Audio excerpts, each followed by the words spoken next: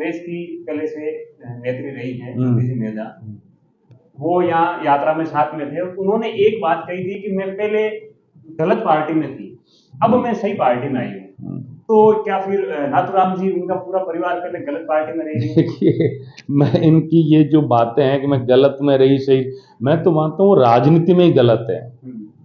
वो राजनीति में फिट नहीं है। उन्होंने कभी मेंबर पार्लियामेंट बनने के बाद ये कोशिश नहीं की कि मेरे जो मतदाता हैं, मेरे जो लोग हैं, उनकी उम्मीदें क्या है, क्षेत्र के लोग वो क्या चाहते हैं। तो वो गलत पार्टी वार्टी में नहीं, वो राजनीति में गलत है। अब सही पार्टी में चली गई तो जाके देख लेना आप नतीजा, चुनाव लड़े, पता लग जाएगा आप सही गलत कितना है।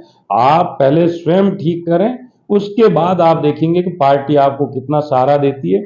उनकी नीयत, उनका काम करने का तरीका ऐसा है ही नहीं जिससे साधारण आदमी अपने आप को कनेक्ट करता हो। वो कनेक्ट नहीं कर सकते लोगों से।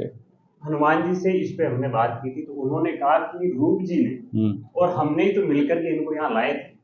देखिए, ये बातें हनुमान जी ज्यादा बेहतर जानते हैं, लेकिन मैं ये मानता हूं कि मेरे पिताजी ने जब पहला चुनाव था तो उनके अंदर काम करने की बड़ी क्षमता थी और काम करने की बड़ी इच्छा थी।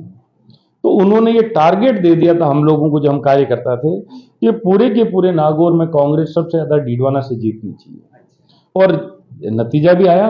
सबसे ज्यादा लीड अगर कहीं से मिली तो डीडवाना से मिली, जब वो कांग्रेस से चुनाव जीती पहली दफे मेंबर पार्लियामेंट।